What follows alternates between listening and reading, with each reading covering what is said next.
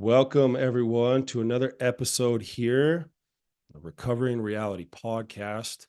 I have my friend, Pastor Zack Wehman, here with us today. How are you, sir? I'm doing amazing, Eric. How about you?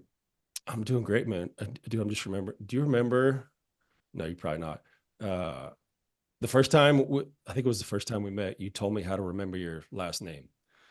You're I like, like it's like, football. yeah, exactly. Tell them what you told me. You tell him. It's probably tell him better. You say he's something to the effect of like, yeah, it's pronounced way, man. Like someone going all the way for a touchdown. You say he's going all the way, man. You could go all the way, Yeah, yeah, that's how man. you say. Yeah, I never yeah. forgot it. I never forgot it after that. Zack, my friend here, is doing some very powerful things. Let me just give people a little bit of an intro as to what it is you're up to, and then we're going to dive in. All right. Pastor on staff at Destiny Church, which was our home church in Florida for, I think, just over 3 years. We were there.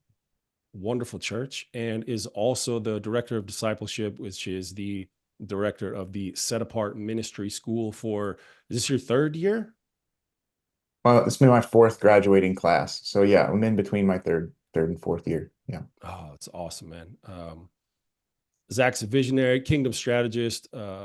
He's called to help the young adults find their identity in Christ and develop the necessary character. I love that. Very much needed to carry out God's plan for their lives. It's all about the heart, the why behind the what, whether from the pulpit stage or marketplace mission field. Zach's goal is the same: transformation into Christ likeness. So wonderfully said, my friend. I love the emphasis on character. It is very much needed in this hour.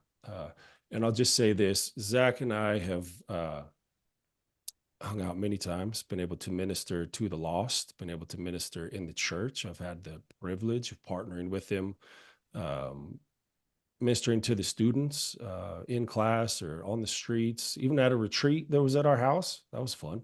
A Yeah. couple of years back. And what Zach's doing is very powerful, and we love Destiny Church. Pastor Greg, shout out Pastor Greg. Don't know if he'll have time to listen to this, but love Pastor Greg. He's wonderful. Um, Maybe a good place to start, man, is, our stories are somewhat similar in the sense of God really saved us. And Mhm. so maybe you could just tell us a little bit about your story and what it is that brought you to Jesus. Yeah, totally, man. So, uh, I never thought that I would be a pastor. Never thought I'd be in ministry. I actually never really thought much of anything. When teachers asked me, "What do you want to be when you grow up?" I never had an answer. I found myself in the restaurant industry because, I could cook, and it also would co-sign my behavior, which is work hard, party hard. For those of you who don't know, that's the way the restaurant industry primarily works. Yes, it does. I worked There's a in lot that of industry for a while. Yes, it does. yeah, there's a lot of unmentionables. Really, there's really no point in going into the specifics of particular substances. I find, I think that it actually can take away from people who are struggling with harder substances, or you know even what we would deem lesser substances. It's more about the why behind the what than the what manifestation or the symptoms that are present. It's why are you doing what you're doing? Yeah, that's it. And so, man, had a fairly normal middle class childhood until I was 8. I found out that my dad who raised me wasn't my biological father. Kind of sent me into a rebellion. Also some like pretty crazy, I guess, which I thought was crazy, but is more common than I knew. Introduction into sexual things and certain things that happen, really led me into a very rebellious, angry, and confused adolescence. Which then manifested in drinking early, running to girls, and ultimately doing drugs. The list of drugs that I didn't do is shorter than the list that I did do. Once again, I don't That's a think it's good way to necessary put to it. Yeah. to list them all. You know, um, but I found myself in a real interesting place. I was in an ambulance, being driven to the hospital with an extremely elevated blood pressure. Uh, for a 29-year-old young man. I was on the verge of having a stroke. I got to the emergency room. They gave me some medication, got my blood pressure down, and then sent me home. A few days later, I sat down in a doctor's office, and I was honest, Erik, for like one of the first times in my life. I was a very high functioning alcoholic and addict. I would show up to work every single day. Like I said, it was pretty well tolerated in the industry that I was in as long as Yeah, we it definitely produced. is. So, you smell like alcohol, that's fine. As long as you can talk and cook and make a steak medium rare, get the food out, you're all right. So I finally got honest and I listed all of those substances that I had used and got honest for the amount of time that I had been doing them. And this gastroenterologist doctor sat across from me and he said, "Well, I got good news and bad news. Bad news is if you keep going the way that you're going, you'll be dead in your 50s. The good news is I think if you're young enough, if you get serious and stop right now, I think you're going to be okay." And for the first time, I wasn't invincible, man. And I was like 50. It's like, so I'm over half my life is over. Like, I don't really want that to happen. And so, everybody has what they call a rock bottom moment. I have had plenty of times before in my life where I had quit drinking, quit using drugs for, gaps and spans. I've lost vehicles, houses, relationships, so many different things. And at this time, I had a good job. Um, I was 30 years old, just about, as an executive chef at a country club, which with no formal training, which is a miracle in itself. I had a car, I had my own apartment. I wasn't about to get foreclosed on because I got really good at, ways and means. I got it down to a science of what I needed, and I was making enough to keep going with the addiction, you know. But this rock bottom was a life issue. It was, I don't want to die, you know, but I was slowly killing myself. And so you got to kind of come to grips with this. Like your actions aren't lining up with what's in your heart. And so I got honest with the doctor, then I had to get honest with myself. And then ultimately I had to get honest with my boss. I knew the time was going to come. I was actually listening to a Rodney Howard Brown on CTN. People will say what they have to say about Dr. Rodney. But I I had a coming to Jesus moment during one of his um, broadcasts. I couldn't tell you what the message was about, but I know God entered my room. And instead of being on my bed with my empty bottle next to my bed doing other things, I found myself on my knees and just saying, God, I don't want to lose this job you've given me. I don't want to lose this car, this place. Like I don't want to lose my life. Yeah. And for the first time, I heard God speak to me. Um, and it was like not an audible voice in the room. Actually, it was the second time I heard God speak to me. But for the sake of where we are right now and going back in time, we'll stay here. Uh, he said disciple, and I thought that was just 12 people in the Bible, man. I thought there was like 12 of them. They were all dead. Like, how could I possibly be a disciple? And some course of events happened after that, which we could get into if you want me to. If not, I can make it real short on the unfolding of the next events. So what do you prefer I do? Well, man, you use the word honesty. Um, I think it's so unbelievably important. That's what happened to me too. I remember at the very bottom, I got pulled over for the last time, and I just handed the cop my expired license, and I was done. I was honest, and I just handed it to him. I've shared the story on the podcast, but I just handed it to him. I said, I have no license, no registration, no insurance, and a handful of warrants out for my arrest. There you go. Like and it's such a key for anybody, no matter what you're facing, maybe it's addiction, whatever it is, but it's just such a key. Like it's such an indicator when someone's ready. And that's if they're willing to be honest. Are you ready to get honest? Because that's what do they say about addiction? Addiction's the only jail where the lock's on the inside and you have the key. Like you gotta Yeah. get you and the key right there, the start is honesty. You gotta get real. You gotta get real. It's really powerful, man. Well, just tell me this: like, what did it look like beginning to encounter God?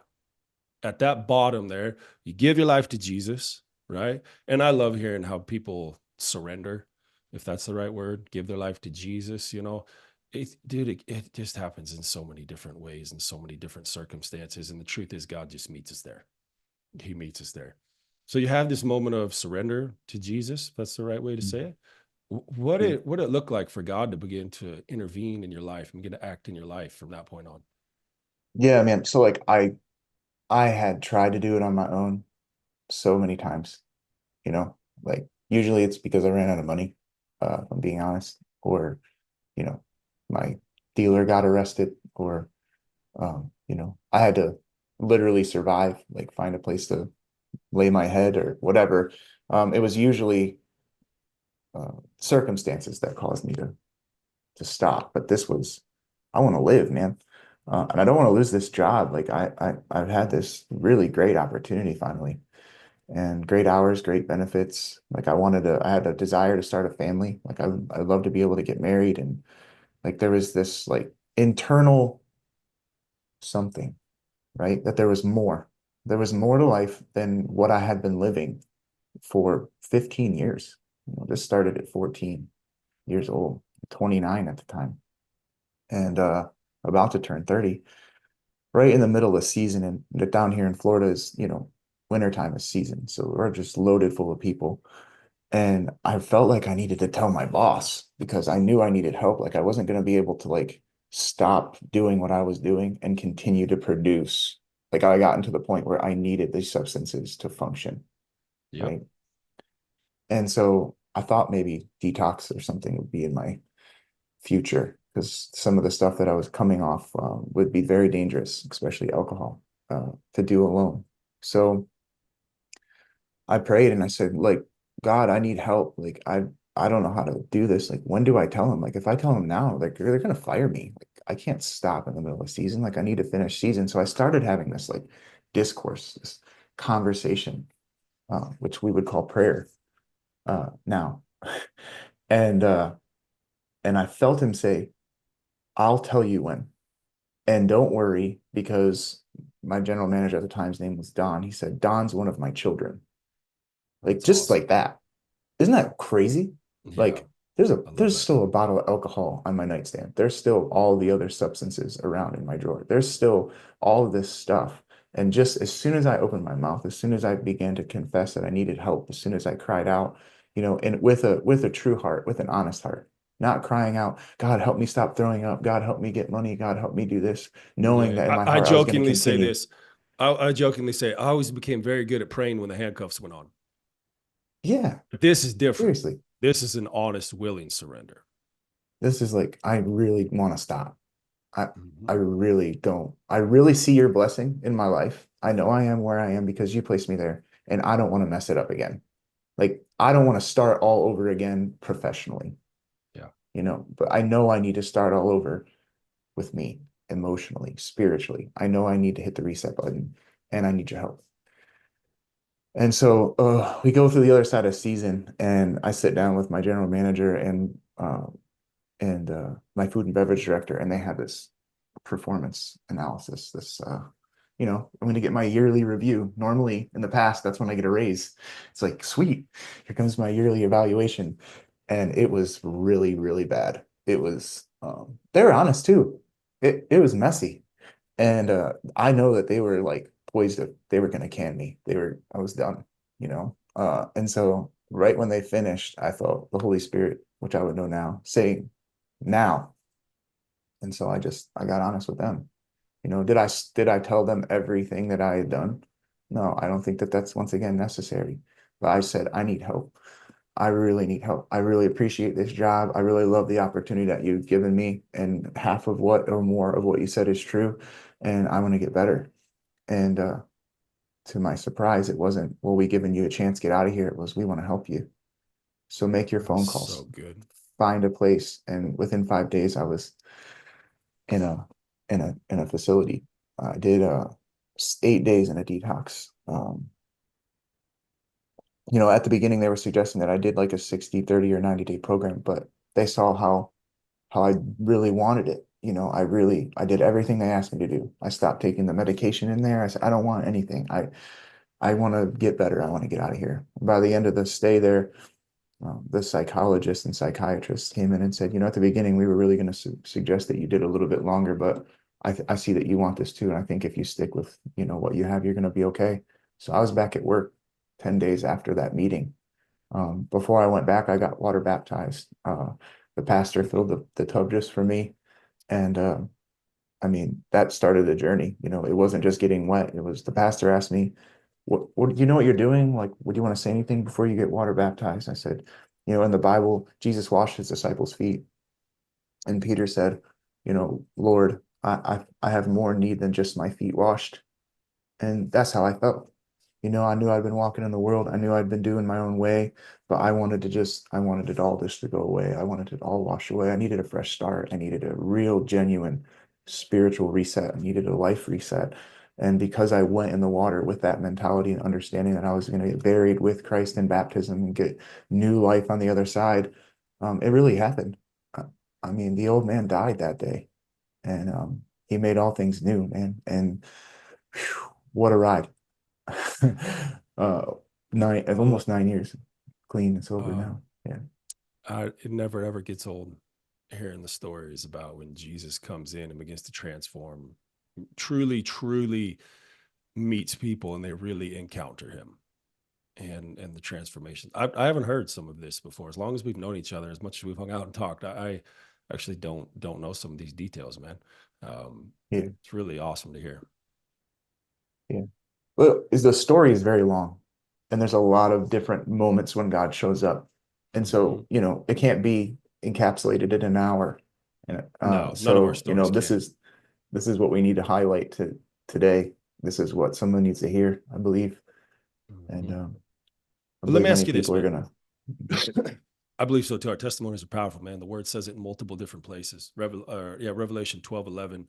Encourage some people to look that verse up. We overcame by the blood of the Lamb, the word of our testimony, and love not our own life, even when faced with death. Our testimony is very, very powerful. It's a living word of what God has done in our life, and people can grab a hold of it and say, "Well, if God did that for them, He'll do it for me." And the circumstance is going to look different and might play out a little different, but he'll do the same thing for you, for anybody that might be listening. He'll do the same. He did it for me, did it for Zach. He's done it for millions, billions over the course of the history of the world. He's done it for people, Yeah. and he'll do it for you. Let me ask you this, man. Kind of transitioning out of maybe the story of hitting the bottom and meeting Jesus. You mentioned multiple times in the story there of hearing God and Him giving you basically a personal prophetic word, right? Him speaking to you about something that's going to come to pass in the future. Yes. Now, we also know prophetic words will come through the mouth. It's him, but will come through the mouth of believers as well. God will speak directly to us. There's lots and lots and lots of prophetic directives in the word of God. But what do you feel like the power is of prophetic word in a believer's life? I mean, I would say for me personally, paramount next to the written word of God. Uh, it's it's it's been almost every defining moment of my life. And it's half and half. It's through the mouth of people who are God's speaking for the Lord, the oracles of God. And then it's also just in my inner knower, right? Or what we would say in the inner man. Like we hear God in our heart. We hear him in our innermost being. We know that I believe that I know for a fact, 100%, no undoubt that he's speaking and he spoke to me. And when you see it unfold and play out through your obedience, man, and through the power of his spirit, it's undeniable. I met my wife through a prayer. I forgave my biological father and God spoke to me. I'm now on staff at a church because he spoke to me. You know, it's extremely important to be able to discern the voice of God. And you don't have to listen to every single person who says, I feel like God's saying this to me. Like it should resonate in your heart. It should resonate in your spirit. Essentially, what it's doing is it's helping you align with what has been written before the foundations of the earth. Like we start talking about these big words like predetermined or predestination. Like And the Bible says that I knew you and I formed you in your mother's womb in Jeremiah. Or, David writes about it in Psalms. Before I took my first breath, you knew me. And then the New Testament, Ephesians says God chose you before he made the world and decided in advance to adopt you, Ephesians 1. Like that's Ephesians 1 through 3. Like before the world was formed, God chose you. And so that and adopted you as you were his own. Like that, people will twist it and say, well, does that mean that I'm saved? And does that mean that? Does that mean this? And it says that he did it so that you would be transformed or conformed in the image of the Son. Yes, So, sir. so predestination is not whether or not it's a heaven or hell issue. Like that's great. That's what God saved you from. God saved you from your addiction, or he's saving you from your addiction. God saved you from your sin and your current circumstances and some of the decisions that you had made. But it's not always about what God saved you from, but what he saved you for. And that's what like Mm. prophetic words or the word of God and the spirit of God in whatever form uh, is helping to illuminate your path, to show you, to help you line up with what's been written. The story's written, man. It's up to us whether or not we want to align our hearts with God's and step into what he has for us. And that's the beauty of the journey. You know what I mean? I loved what you said there, man. It's not just what he saved you from, it's what he saved you for. That's powerful. I love the way that you worded that, man. And one of the things I go over this in my book in like a whole chapter, and I've spoken about it on the podcast, but like it's one of the things that I feel like specific to the recovery world, right? That there's not enough conversation about it. It's like the focus is just the problem. You got an addiction problem. There's the problem. There's this problem. Like we need to focus on this problem and teach you how to manage this problem so you can live free from the problem. And it's just like so there's the initial issue. Yes, you need to learn how to live free. But then it's to a place of like, now what's your purpose? Now, what are you called to do? What is it you're called to fulfill with God? And I don't feel like that conversation is had enough, specifically in the recovery world. You might make the case in some even church circles. It's like, what are you called to do though? What are you called to fulfill with God? Right. And so, like, how does someone begin to break that down in their life? What is someone's plan and purpose for their life? It's a massive question, right? But how would someone, well, let me put it in context of this. You said, and correct me, I believe I heard you right. You said that when you gave your life to Jesus in your room there, he gave you the word to disciple, right? Now, obviously, to be his disciple first, but it sounds also like to call to disciple people. And you probably that might have clicked later on. Am I gathering this right? Right. And so he Yeah, spoke to yeah. you in the moment where you surrendered to him and spoke to you about a calling on your life. Right. So Mhm. if you could share through your own life experience, what do you like God's plan and purpose for someone's life? How were you able to step into that and decipher it? And how would you encourage someone else to be able to decipher that and step into it? Yeah, I mean, God's when he speaks, there's so many layers, you know? I agree. Like he had a prophet speak to me and he said, "You have a home and a wife and kids, and I see all these great things, but you have resentment in your heart towards a father figure." Well, Mm, what does that mean? Well, within 2 months, my biological father, like I said, I found out when I was 8, wasn't, he was sitting next to me in this little Joe's church of like 40 to 60 people. And we were in the F's. It was like family, finances, fellowship. And the F that my biological father was sitting next to me that I didn't know. I left when I was 2 years old, was forgiveness. Come on, the same room. And so I was able to forgive my biological father. Through that layer, I then began to forgive my dad who raised me. Maybe he didn't treat me the same as he treated my brother and sister, his own, flesh and blood. And then the Lord spoke to me, or God, the Father, however but I just talk how I talk. I'm a pastor. So if you're on this long, if Jesus is making your skin crawl and Holy Spirit and Lord and those kind of things, like, I pray for you. And I know that, it used to make my skin crawl too, why are you preaching at me? I'm not, I'm sharing my story. And so then yeah, yeah. God, If you feel like it's aimed at you, it's probably God speaking through him. yeah. So God spoke to me and he said, that was distorting your vision of me. Mm, You thought I would run out on you. You thought that I was upset with you. You thought that I treated you differently. You thought that your mistakes would make me look at you differently. And he begins to clear these kind of things up. And so I guess like it's like three silos, two for sure. And I think this could help your it helped me. So maybe it can help your audience and those who may be listening. Like the first one he dealt with was me. Like he helped me clean up my mess and help me get planted in my identity to get on the right page in the book. Like, let me show you who you are. Let me reveal who you are. Let me heal your heart. Let me take care of the why behind the what. You're using drugs and alcohol. This is why. Let's heal that. Let's deal with that. Let's get rid of that. Let's get you whole. Not just saved from hell to heaven, but soteria, wholeness and whole, Mhm. right? And then we'll deal with your professional thing, which is a whole nother story. Like I know I am where I am because God's placed me there. You can call me pastor, prophet, evangelist. You can call me man of God. You can call me chef. You can call me dad, whatever. The most important thing that anybody can ever call me is son. And I heard it straight from the Spirit of God. And so it's no one can take that away from me.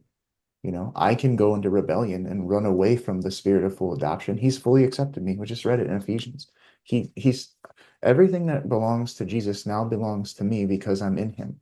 I'm a co-heir. Like, and so then we get into the whole power and signs and wonders. And then he uses you to use it, to say a prophetic word. And then you see somebody else's life transformed. And it's like, oh my goodness, this strung out drug addict, alcoholic, big mess is now standing up in front of X amount of people, but it's not about the X amount of people that you're standing in front of. It's about the one. It's about the one that needs to hear the word. It's about the one that needs hope to arise. It's about the one that like needs that light switch to click.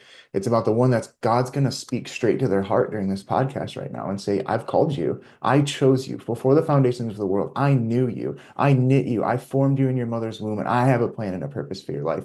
And if you don't get the vision, if you don't catch the vision, you're going to keep returning back to the old patterns and the old habits because you're running on your own strength. Like the goal is to surrender to the power of the Holy Spirit and have him guide you and lead you into everything he has for him. And when we get into kingdom purpose, when we step into everything he formed us and created us to be, true life actually begins to happen. Other than that, we're trying to fill stuff, fix stuff, piece stuff together. And once you're whole, oh my goodness. Like, I don't want a drug. I love me just the way I am right now. I don't even like caffeine, dude. Like, I'm like a little matcha green tea. I'm good. Like, I don't want anything that changes the way I feel anymore. And I used to only want things that would change the way I feel. You know, I drink a little extra caffeine and I'm like, am I gonna have a heart attack? Oh my goodness. I need to chill out, you know? And I used to do a lot of things that made my heart speed up. Now I just want to be, you know, Yeah. at peace. Hey, it's Erik Fredrickson. If you're ready to break free from addiction and mental health struggles, I've got you covered. My best-selling book, Recovering Reality: Freedom from the Torment of Addiction, will give you the blueprint on how to break free and stay free. My free resources will help you take action, and my one-on-one coaching, backed by over 10 years of experience, is where real transformation happens. So head over to www.recoveringreality.com and order your copy of my book and schedule a coaching consultation today. Take that first step towards freedom. All the links are in the show notes. Enjoy the rest of the show. I'm definitely still drinking some caffeine these days, dude, but I'm Hey, no tracking shade. with everything that I love the way you broke it down, man. First and foremost, like the thing I tell people, it's like drugs and alcohol is not your problem. It's your solution.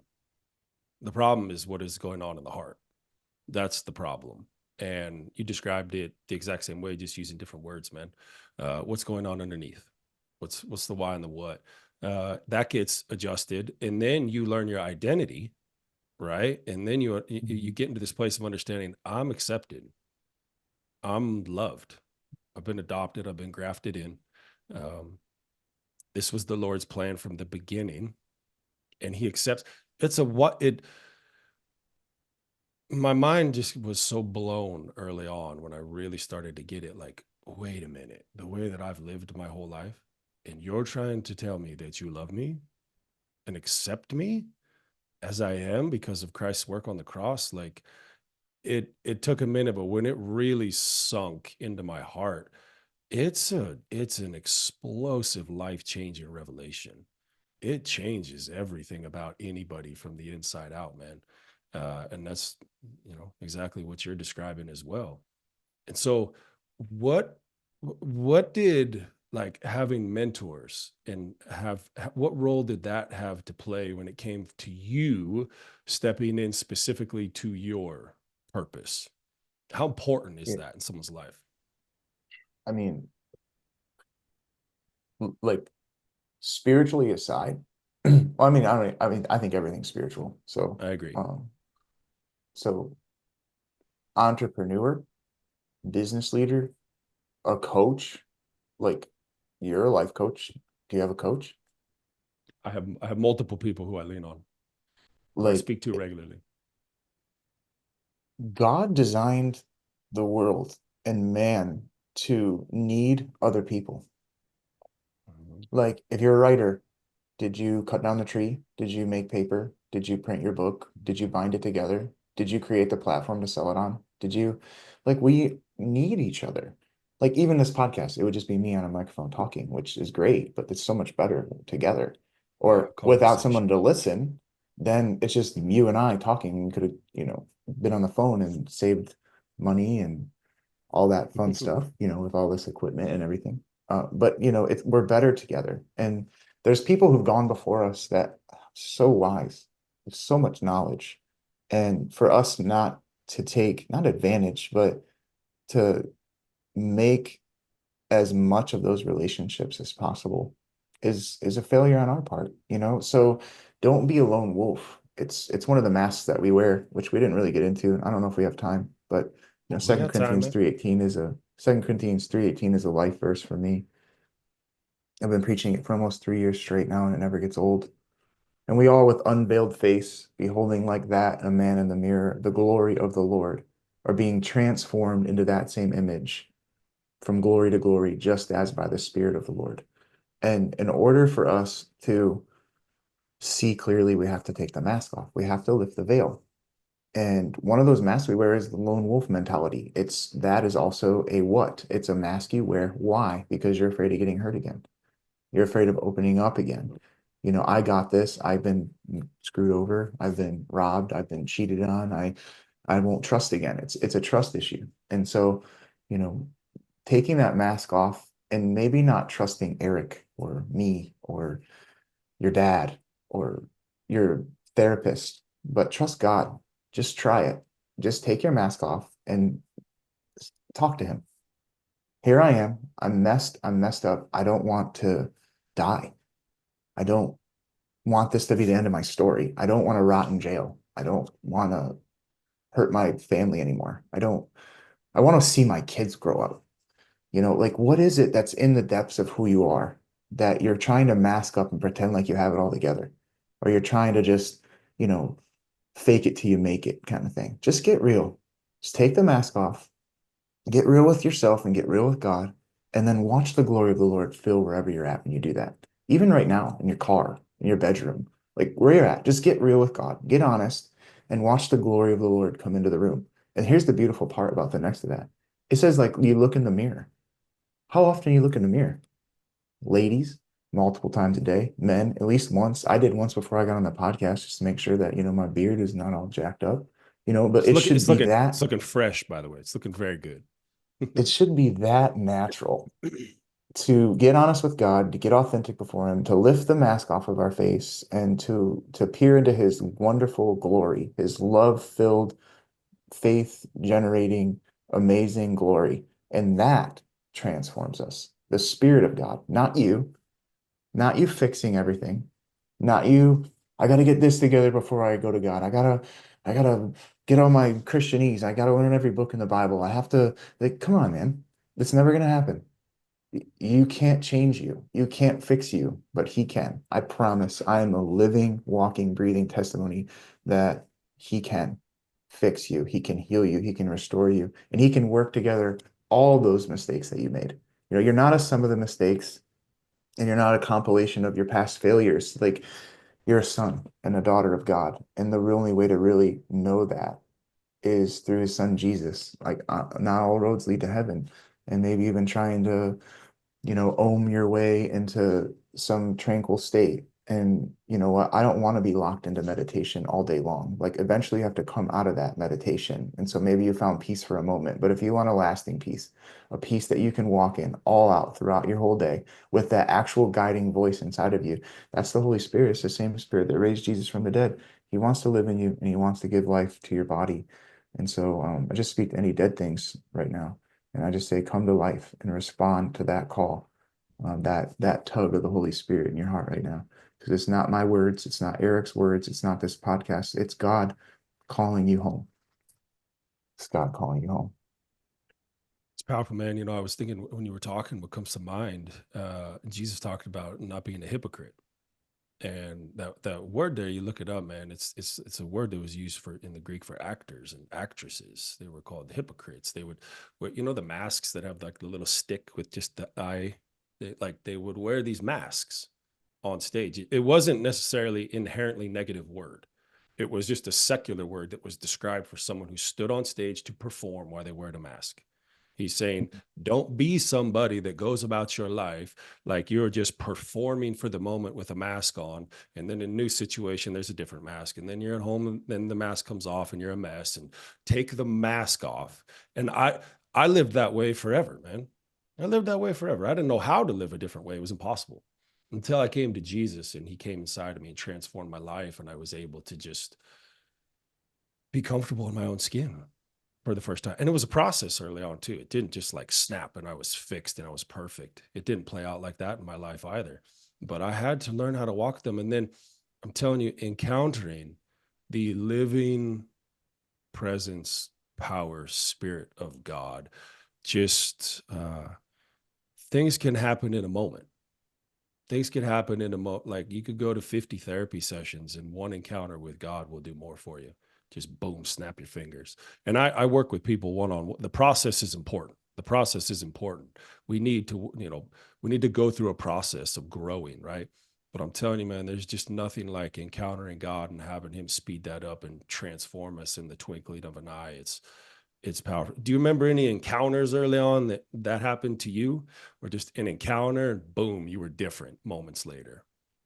Yeah, man, I was so mad. I was so mad because my mom told me my biological father was a drug addict, alcoholic. He put her down on the bed, told her that if she moved, he was going to kill her. That was the night that we left, like just shy of 2 years old, about the age of my daughter right now. And my mom walks in my room and goes, Zach, we're leaving. What do you want? And I pointed to a few things around my room. We got in the car and of all places left Florida for Ohio. I think that's where you're at right now. I grew there Yes, sir. 19 years. But I was so mad. If I ever met my dad, I was going to break his legs for what he did to my mom. There's no way. Like, I'm still against men hitting women, but dude, anytime I saw it, I would snap, a 13, 14-year-old, 15-year-old. I see a grown man pushing or doing something to a lady, I'm jumping right in the middle of it. Like, it just was like in me. I was just angry. And so that day, my biological father was sitting next to me and they start talking about forgiveness, dude. I just start crying. Like my head goes down and not like that ugly cry, but like just waterfalls, man. For like an hour, I guess, however long he preached for. And at the end of the service, the pastor gives an altar call. He said, if somebody wants forgiveness in the room or needs to forgive somebody, come up front. And I'm like, I can't. I can't. There's no way I can do that. I can't do it. I can't do it. And then something came inside of me and I said, okay, Jesus, for you, I can forgive him. And I started walking down the aisle and he said, no, son, forgiveness is for you. I told Jesus, I'll do it for you. And he said, no, forgiveness is for you. So I walked that aisle. I touched foreheads with my biological father and my tears turned into joy. And we read about that in the Bible, like Yes, my sir. tears, I was like permagrinning for like, 3 weeks, at least. And I just felt so much lighter. I felt all this heaviness. It literally left. I felt it come off. When I touched foreheads with him, I felt it lift off of me. I felt stuff leave my body. I'd love to say that that was the day I decided I wasn't going to drink anymore or do drugs. I mean, I ran out that same night and did what I'd always done. But that encounter was very, very real. And it helped the process. What you're sharing is extremely powerful. Proverbs 29:18 says that where there is no vision, people perish. That's back to the importance of a coach or a mentor. If you don't have vision or direction, you so you're clean. Awesome. Great job. Like, amen. Like that's the first Absolutely. step. Yes, Like absolutely. we're not downplaying the importance of that. Like that's huge. That's huge. But if Yes, you're it is. doing that on your own, I have it, I from experience, And I don't know, maybe there's some out there that have been doing it for an extensive period of time alone. But from my experience, anytime I ever try to do it alone, or anytime I've seen others attempt to do it alone, it's short-lived. It Yeah. does come to an end because I Yes. call it white knuckling, like, all right, I'm not going to drink today. I'm not going to do drugs today. Maybe it's pornography or something else. I'm not going to watch pornography. You string 3, 4 days, weeks, months, even maybe some people with years, by attending meetings, but not really getting connected, not really, you know, finding a group of people or a mentor, or what they would call a sponsor, and then a year later they're right back out and worse than when they started because they never really got a purpose. They never helped anybody else. They never had the vision. They never received something. They just kept doing what they were doing just without the substance. They never had anybody help them heal, walk through these things that we're carrying. Like, if I wouldn't have went to church and I would have just been sitting at home with myself, I wouldn't have heard that pastor say, forgive, forgiveness altar call. I wouldn't have been sitting next to my dad. Like, there's so many things that happen when we listen. People have been trying to speak in your life your whole life. You know, it's just that one day when you surrender, you start to hear it. You start to be open to advice. Like, I was the one to always run my head in the wall. Don't do that. You're gonna hurt yourself. Bam. Oh, you were right. Maybe I shouldn't do that again. Maybe this time will be different. This wall's blue and not red. Let me run into this one. And so uh there's people that want to help you, and you should really consider taking their help. Swallow your pride, surrender your pride, would be even better, and offer the hands that are being extended to you. Like, there's this story where it's God help me, God help me, God help me, and you're on an island, right? Maybe some people have heard this. A cruise boat goes by and they're like, womp, womp, and they wave to them and they go, oh God, come save me, come save me, come save me. An airplane flies by, keep praying, God save me, and ultimately die on the island. They fit in front of God and they go, God, how come you didn't save me? I sent a boat, an airplane, and a helicopter. Like, so sometimes we're looking for this like supernatural, like, presence and power to just come and just take the bottle out of our hand, to take away all these cravings, to to just set me free in a moment, in an instant. And I'm not saying he can't do that, because he's God and he can do whatever he wants. But often it's a life rope. It's somebody saying, hey man, you're looking a little rough. Like, I'm gonna be happy to help you walk through what I walk through. I'd be happy to help you find, using kingdom strategies, to help you find your purpose and what God actually created you for. Like, let's get you healed. Like, let's get you healthy and let's get you back on track. Let's get on the right chapter in the book and eventually on the right page. And like you said, God can do it in a moment and in an instant. And a coach or a mentor or a pastor, somebody who's walked this before, that can help you identify and say, don't run into the wall. And then you actually listen, will help expedite this for you significantly. And so I don't know, maybe something that I said today struck a chord in your heart. Maybe you've been listening to Erik for a while and you've been wondering, man, maybe I should reach out. Maybe I should give this thing a try. I'm telling you, if it's a money issue, whatever it may be, it's worth it in the long run. Like, I don't even know if you charge people who really need money. I don't know. Like, don't let the cost be the thing that stops you from getting help. Like, there's all tons of free resources. There's, free sessions. There's things that you can do to get connected and to get help. And so, like, just being honest, like, I'll help you. Like, I'll have a conversation with you. Like, we can meet. Not going to charge you anything. Like, God's taking care of me, help you try to get on the right path, the right strategy. My whole goal would be to help get you connected to people around you that you can sit with, that hold your hand, Yeah. legitimately pray for you, put their arm around you, that you can go to their dinner table. Like, the people that I help eat dinner with me, they know my daughter, they know my family. Like, this discipleship program that I run, they spend 9 months with me 5 days a week at the church here. Like, I roll like what Jesus did. Come and follow me. Like, come watch, right? Watch me do it. Then we'll do it together.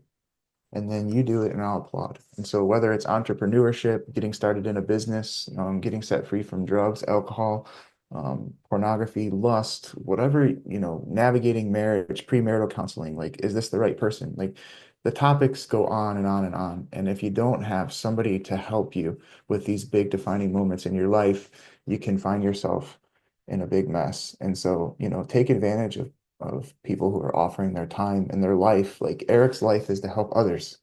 Like there's, that's an amazing call. It's a great gift. And I've never heard Erik, like, I mean, he can be straightforward with people, but I've never heard you be belligerently cruel or judgmental. I mean, it's hard for us to judge because of what we've been through ourselves. It's like Paul said, I am the worst of you all. And so good luck surprising me with some of your stories. Or, you think that you're a monster. And if you tell anybody what's on the inside, you're just going to be rejected and judged and stuff. Oh, I can't go to a church. I can't talk to a pastor because they're all holy and sitting on some throne somewhere. And for me, that's not the case. I know I am where I am because God placed me there, and I am no one to judge. And I feel, Erik, you're the same way. That's why we're like such friends, man. That's why I just love you. I love your ministry. I love what you're doing. That's why I said yes to this podcast. I'm not even supposed to be at work today. It's just, you know, um, it's good. Yeah, well, it's well said, man. The feeling is mutual. You said a few things there. And the one thing too, right? You were saying at the end about judgment. It's like, first of all, how hypocritical would that be if someone like you or myself judging somebody that's stuck in that place? It's like, dude, I was stuck in it for 13 years. So for Mm. me, but the other piece apart from it is it doesn't work. Judging someone that's stuck in it doesn't help them out of it. It doesn't work. And my aim's to get them out. And it's one of the things that I tell clients all the time when they reach out and we start working together. It's like, let me just be honest with you. There's a lot of questions I'm going to ask you. And the majority of them are not a right or wrong answer. The answer is just be honest, right? And understand this. There's nothing, like you just said it a second ago, there's nothing you're going to tell me is going to shock me. Okay. I've lived, go ahead and just read my book. Okay. And I omitted quite a few things intentionally. Like I've lived some life and I've worked with many, many people. There's nothing you're going to tell me I'm going to be like, oh my gosh, really? Wow. That's a shocker. No, I've been through a lot. God saved me from a lot, forgave me of a lot. And you meeting people where they're at. One of the things that I say when it comes to working with people is this. Yes, there's skill sets to learning how to ask the right questions, being able to discern where someone's at and not, speaking down at them, being able to discern where they're at and meet them where they're at. There's a lot of there's some really powerful, good things we can learn when it comes to coaching, discipling, mentoring people. But one of the biggest things is very, very simple. And they don't really care what it is until they know that you care. Like people that need help and transformation are hurt. They're hurt. And so if you're not going to show them that you really care and you're compassionate, you're not going to get access to their heart. They're not going to Yeah. give it to you. And you need access to their heart. In order to do that, they got to trust you. And so much of what I do oftentimes, it is a learned skill, but it's developing a connection with somebody so they actually know that you care, because then they're going to open up and talk with you. And that's where the real transformation begins to happen in someone's heart, when they'll really be serious and open up about the pain or the struggles or the questions, the things kicking around in the back of their head that they know they need to talk to someone about, but they don't want to do it for fear of like, oh my gosh, what if this person thinks this about me or that about me? When the truth is you'd be shocked how many people have probably dealt with very similar or the same thing, that are free from it now and that can really, really help you, man. I liked what you were saying there, like the early on community and being around people that really cared about me it was life changing. It wasn't always like, this is my advice, you need to do this and then you need to do that. There's places for setting goals and there's a place for that for sure. But so much of it early on was just being able to relate to people and me knowing that they care and that they've been through it. It created a safe, comfortable place for me to be myself and to learn to really start to grow. It's instrumental. It's very, very important, man. Yeah, a true mentor will do that for you. Like I really thought that, like, when I was ever going to sit down with Pastor Greg or Evangelist Bill Prankert or some of these bigger names in my life. I know they probably don't mean anything to you, but they're pivotal in my life. Pastor Greg's I the thought bomb, they, dude. Yeah. I thought they were gonna sit. I thought they were gonna sit down and like ask me, how many pages in the Bible did you read today? Recite to me, you know, John 3:17 and not just John 3:16 that everyone knows. Like, I what's could your tell life you verse? And 17. like, and I thought like I was gonna get grilled about my devotion, or my devotionals. And like I have people that keep me in line with that now. But Mhm. dude, I sat down with Bill Pranker and I told him my story. And then he received me because I got honest with him too. Like honestly, he came with his book and a CD. That's because this was like 8 years ago. And like CDs.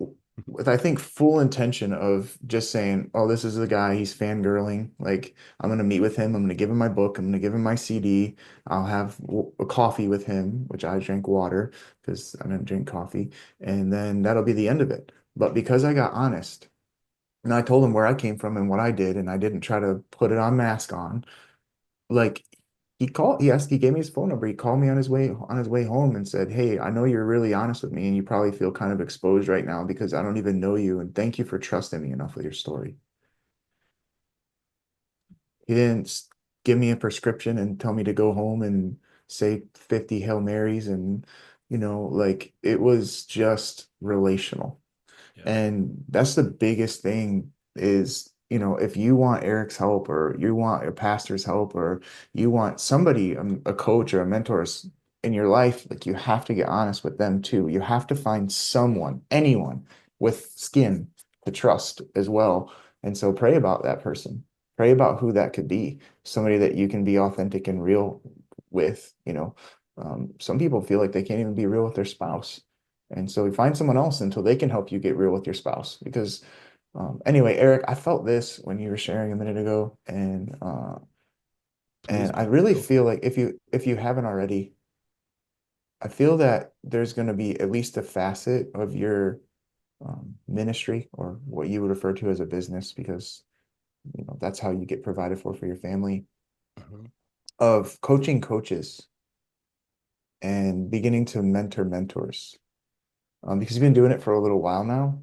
And so, like, I feel like Eric Frederickson's leadership podcast, something along the lines of that, where you're going to be Mhm. helping other people equip others, even some people that have went through your program that have been doing very well, that you've coached, that believe in your system, that believe in that real, raw, authentic, adding Jesus to it, their story, their process, like as he's giving you like strategies that are just a little different because you're different. But I really feel that there's going to be somewhat of a shift for leaders and like mentoring mentors, like how you have a coach as a coach. I think you're going to begin to do some of that for some other people.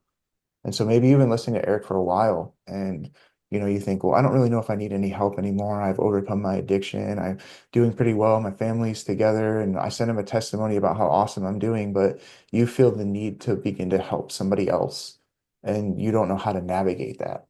Well, the coaching doesn't have to stop at the end of the addiction. The coaching doesn't have to stop at the beginning of the business. Like there's people that God puts in your life for a reason, a season, and then others he puts in for a lifetime. And so maybe God's been speaking to you about saying, you know what, Erik, I've seen you. I've been watching from afar for a while again, and I see an authenticity. And I think that I want to roll with you. Because for me, you're the real deal, man. And you don't really meet tons of people like that. And so, if he's open for that, I would take advantage of it. You know, take the offer, take the opportunity to just sit with him like this and talk. It's made That's my very day. encouraging, man. I'll take that, dude. Um, Yeah. there's a we'll chat, man. It's tracking. It's tracking with things God have started. I've worked with many leaders, but not the way you're talking about it. Something much more intentional. And I love it, dude. Yeah, it's on point for sure, man. I appreciate Throwing it out there. the encouragement, dude. We could talk forever. Even like every time we chat on the phone, it's like, hey man, you got 10 minutes, and then we've chatted for an hour or an hour and a half. So as we Mhm. usually do, as we're wrapping up here, man, talk a little bit about Set Apart for a minute. Just tell people what Okay. it is, some things you've seen.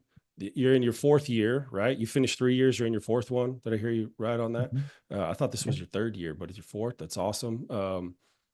Share just a little bit about it, man, how powerful and transformative it is in people's lives. Yeah, actually, Easter this year is fourth year on staff.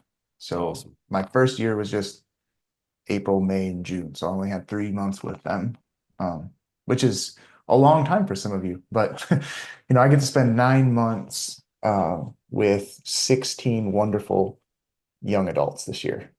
So we They're have a hungry hundred too. and I love meeting with them. I'm gonna be meeting with them when we come next week. But they're hungry, dude. They legit are yeah, hungry. I love it. you're preaching or prophesying or doing whatever you're going to do on Monday night. There was 105 young adults here this week. And so from those 105, we have a smaller discipleship program where we're intentional, 5 days a week, with us, myself, and the other staff here at the church. And the whole goal is, what the Lord gave me was to see what God created you to be, to see that, to see you with his eyes and to help call that out of you. And then to have you pass me spiritually as fast as possible. So it takes the ceiling off. And so oftentimes there's so much restriction. It feels like there's so much like, so stop there, don't go any further. And that's not true mentorship. That's not true discipleship. That's not true leadership. Like Jesus said, greater things you will do than I have done because I'm going to be with the Father. And so, there's become a shift in my heart to where, I am a son, but I'm also a father. I'm mentoring. I'm helping other people become who God created them to be. And so, it's not just for people in ministry, but we certainly have had pastors, worship leaders, people come out of Set Apart program, and it's been very, very powerful. I mean, we're really hitting the streets this year. We've seen a lot of people get saved. Demons come out. They're real.